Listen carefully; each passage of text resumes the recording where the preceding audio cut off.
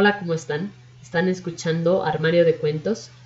El día de hoy vamos a leer el cuento titulado El corazón delator de Edgar Allan Poe. Bien, damos inicio. Es cierto, siempre he sido nervioso, muy nervioso, terriblemente nervioso. Pero ¿por qué afirman ustedes que estoy loco? La enfermedad había agudizado mis sentidos, en vez de destruirlos o embotarlos, y mi oído era el más agudo de todos. Oía todo lo que puede oírse en la tierra y en el cielo. Muchas cosas oí en el infierno. ¿Cómo puedo estar loco entonces? Escuchen y observen con cuánta cordura, con cuánta tranquilidad les cuento mi historia. Me es imposible decir cómo aquella idea me entró en la cabeza por primera vez, pero una vez concebida, me acosó noche y día. Yo no perseguía ningún propósito, ni tampoco estaba colérico. Quería mucho al viejo. Jamás me había hecho nada malo, jamás me insultó. Su dinero no me interesaba. Me parece que fue su ojo. Sí, eso fue. Tenía un ojo semejante al de un buitre, un ojo celeste y velado por una tela. Cada vez que lo clavaba en mí, se me helaba la sangre, y así, poco a poco, muy gradualmente, me fui decidiendo a matar al viejo y librarme de aquel ojo para siempre. Presten atención ahora. Ustedes me toman por loco, pero los locos no saben nada. En cambio, si hubieran podido verme, si hubieran podido ver con qué habilidad procedí, con qué cuidado, con qué precisión, con qué disimulo me puse a la obra. Jamás fui más amable con el viejo que la semana antes de matarlo. Todas las noches, hacia las 12, hacía yo girar el picaporte de su puerta y la abría. Oh, tan suavemente. Y entonces, cuando la abertura era lo bastante grande para pasar la cabeza, levantaba una linterna sorda, cerrada, completamente cerrada, de manera que no se viera ninguna luz, y tras ella pasaba la cabeza. Oh, ustedes se hubieran reído al ver cuán astutamente pasaba la cabeza. La movía lentamente, muy, muy lentamente, a fin de no perturbar el sueño del viejo. Me llevaba una hora entera introducir completamente la cabeza por la abertura de la puerta hasta verlo tendido en su cama. ¿Eh? ¿Es que un loco hubiera sido tan prudente como yo? Y entonces, cuando tenía la cabeza completamente dentro del cuarto, abría la linterna cautelosamente. ¡Oh, tan cautelosamente! Sí, cautelosamente iba abriendo la linterna, pues crujían las bisagras. La iba abriendo lo suficiente para que un solo rayo de luz cayera sobre el ojo de buitre.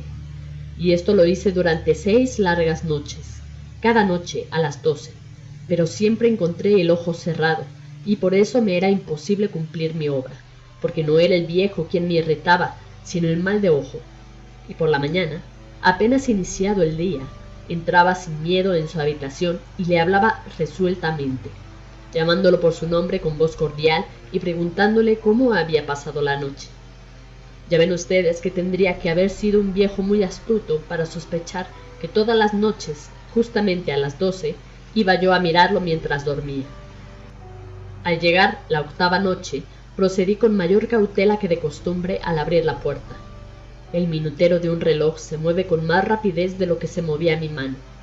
Jamás, antes de aquella noche, había sentido el alcance de mis facultades, de mi sagacidad. Apenas lograba contener mi impresión de triunfo. Pensé que estaba ahí, abriendo poco a poco la puerta, y que él ni siquiera soñaba con mis secretas intenciones o pensamientos. Me reí entre dientes ante esta idea, y quizá me oyó, porque lo sentí moverse repentinamente en la cama, como si se sobresaltara. Ustedes pensarán que me eché hacia atrás, pero no. Su cuarto estaba tan negro como la pez, ya que el viejo cerraba completamente las persianas por miedo a los ladrones. Yo sabía que le era imposible distinguir la abertura de la puerta y seguí empujando suavemente, suavemente. Había ya pasado la cabeza y me disponía a abrir la linterna, cuando mi pulgar resbaló en el cierre metálico y el viejo se enderezó en el lecho, gritando: «¿Quién está ahí?». Permanecí inmóvil, sin decir palabra. Durante una hora entera no moví un solo músculo, y en todo ese tiempo no oí que volviera a tenderse en la cama. Seguía sentado, escuchando, tal como yo lo había hecho, noche tras noche, mientras escuchaba en la pared los taladros cuyo sonido anunciaba la muerte. Oí de pronto un leve quejido, y supe que era el quejido que nace del terror. No expresaba dolor o pena, o no. Era el ahogado sonido que brota del fondo del alma cuando el espanto la sobrecoge. Bien conocía yo ese sonido. Muchas noches, justamente a las 12, cuando el mundo entero dormía, surgió de mi pecho, ahondando con su espantoso eco los terrores que me enloquecían. Repito que lo conocía bien. Comprendí lo que estaba sintiendo el viejo y le tuve lástima, aunque me reía en el fondo de mi corazón. Comprendí que había estado despierto desde el primer leve ruido cuando se movió en la cama. Había tratado de decirse que aquel ruido no era nada, pero sin conseguirlo. Pensaba, no es más que el viento en la chimenea o un grillo que chirrió una sola vez. Sí, había tratado de darse ánimos con esas suposiciones, pero todo era en vano.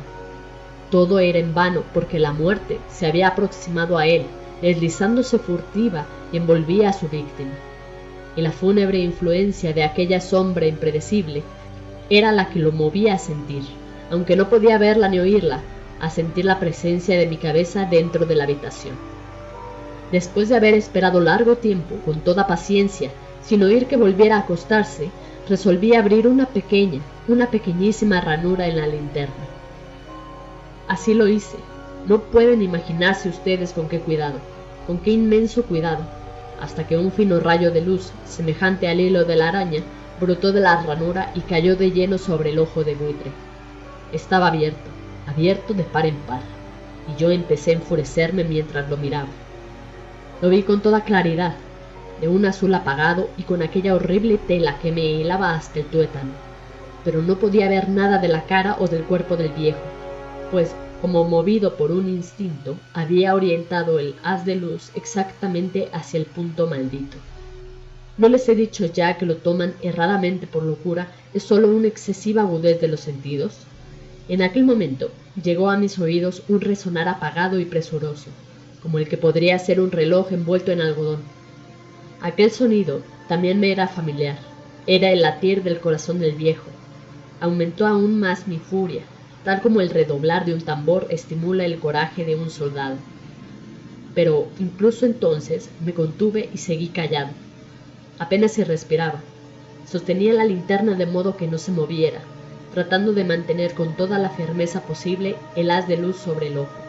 Entretanto, el infernal latir del corazón iba en aumento. Se hacía cada vez más rápido, cada vez más fuerte, momento a momento. El espanto del viejo tenía que ser terrible, cada vez más fuerte, más fuerte. ¿Me siguen ustedes con atención? Les he dicho que soy nervioso. Sí, lo soy. Y ahora, a medianoche, en el terrible silencio de aquella antigua casa, un resonar tan extraño como aquel me llenó de un horror incontrolable. Sin embargo, me contuve todavía algunos minutos y permanecí inmóvil, pero el latido crecía cada vez más fuerte, más fuerte. Me pareció que aquel corazón iba a estallar, y una nueva ansiedad se apoderó de mí. Algún vecino podía escuchar aquel sonido. La hora del viejo había sonado. Lanzando un alarido, abrí del todo la linterna y me precipité en la habitación. El viejo clamó una vez, nada más que una vez. Me bastó un segundo para arrojarlo al suelo y echarle encima el pesado colchón. Sonreí alegremente al ver lo fácil que me había resultado todo. Pero durante varios minutos el corazón siguió latiendo con un sonido ahogado. Claro que no me preocupaba, pues nadie podría escucharlo a través de las paredes. Cesó por fin de latir. El viejo había muerto. Levanté el colchón y examiné el cadáver. Sí, estaba muerto, completamente muerto. Apoyé la mano sobre el corazón y la mantuve así largo tiempo. No se sentía el menor latido. El viejo estaba bien muerto. Su ojo no volvería a molestarme. Si ustedes continúan tomándome por loco, dejarán de hacerlo cuando les describa las astucias precauciones que adopté para esconder el cadáver. La noche avanzaba, mientras yo cumplía mi trabajo con rapidez, pero en silencio. Ante todo, descuarticé el cadáver. Le corté la cabeza, brazos y piernas. Levanté luego 3 planchas del piso de la habitación y escondí los restos en el hueco. Volví a colocar los tablones con tanta habilidad que ningún ojo humano, ni siquiera el suyo, hubiera podido advertir la menor diferencia. No había nada que lavar, ninguna mancha, ningún rastro de sangre. Yo era demasiado precavido para eso. Una cuba había recogido todo. Cuando hube terminado mi tarea, eran las 4 de la madrugada, pero seguía tan oscuro como a medianoche. En momentos en que se oían las campanadas de la hora, golpearon a la puerta de la calle. Acudí a abrir con toda tranquilidad, pues, ¿qué podría temer ahora? Hallé a 3 caballeros que se presentaron muy civilmente como oficiales de policía. Durante la noche, un vecino había escuchado un alarido, por lo cual se sospechaba la posibilidad de algún atentado. Al recibir este informe en el puesto de policía, habían comisionado a los 3 agentes para que registraran el lugar. Sonreí, pues, ¿qué tenía que temer? Di la bienvenida a los oficiales y le expliqué que yo había lanzado aquel grito durante una pesadilla. Les hice saber que el viejo se había ausentado a la campaña. Llevé a los visitantes a recorrer la casa y los invité a que revisaran bien. Finalmente acabé conduciéndolos a la habitación del muerto. Les mostré sus caudales intactos y cómo cada cosa se hallaba en su lugar.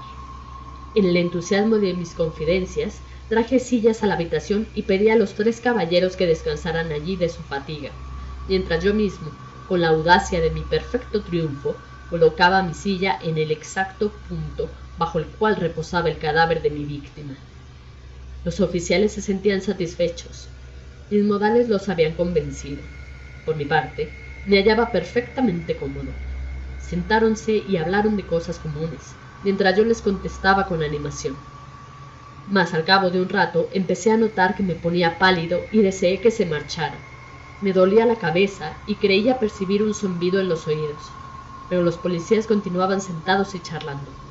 El zumbido se hizo más intenso, seguía resonando y era cada vez más intenso. Hablé en voz muy alta para librarme de esa sensación, pero continuaba lo mismo y se iba haciendo cada vez más clara, hasta que al fin me di cuenta de que aquel sonido no se producía dentro de mis oídos. Sin duda, debí de ponerme muy pálido, pero seguía hablando con creciente soltura y levantando mucho la voz. Empero, el sonido aumentaba. ¿Y qué podía hacer yo? Era un resonar apagado y presuroso, un sonido como el que podría ser un reloj envuelto en algodón. Yo jadeaba, tratando de recobrar el aliento, y sin embargo, los policías no habían oído nada. Hablé con mayor rapidez, con vehemencia, pero el sonido crecía continuamente. Me puse en pie y discutí sobre insignificancias en voz muy alta y con violentas gesticulaciones, pero el sonido crecía continuamente. ¿Por qué no se iban? Anduve de un lado a otro, a grandes pasos, como si las observaciones de aquellos hombres me enfurecieran, pero el sonido crecía continuamente. ¡Oh Dios! ¿Qué podía hacer yo? Lancé espumarajos de rabia, maldije, juré, balanceando la silla sobre la cual me había sentado, raspé con ella las tablas del piso, pero el sonido sobrepujaba a todos los otros y crecía sin cesar. Más alto, más alto, más alto, y entre tanto los hombres seguían charlando plácidamente y sonriendo. ¿Era posible que no oyeran? ¡Santo Dios! No, claro que oían, y que sospechaban, sabían, y se estaban burlando de mi horror. Sí, así lo pensé y así lo pienso hoy, pero cualquier cosa era preferible a aquella agonía. Cualquier cosa sería más tolerable que aquel escarnio. No podía soportar más tiempo sus sonrisas hipócritas. Sentí que tenía que gritar o morir, y entonces, otra vez, escuchen, más fuerte, más fuerte, más fuerte, más fuerte. Basta ya de fingir, malvados, aullé. Confieso que lo maté. Levanten esos tablones, ahí, donde está latiendo su horrible corazón. Fin. Espero que les haya gustado. Pueden seguirnos en nuestra página de Facebook, ahí nos encontrarán como Armario de Cuentos, o en Twitter como Armario de Cuento. Pueden dejar cualquier comentario o sugerencia que tengan. Bien, cuídense mucho. Hasta la próxima.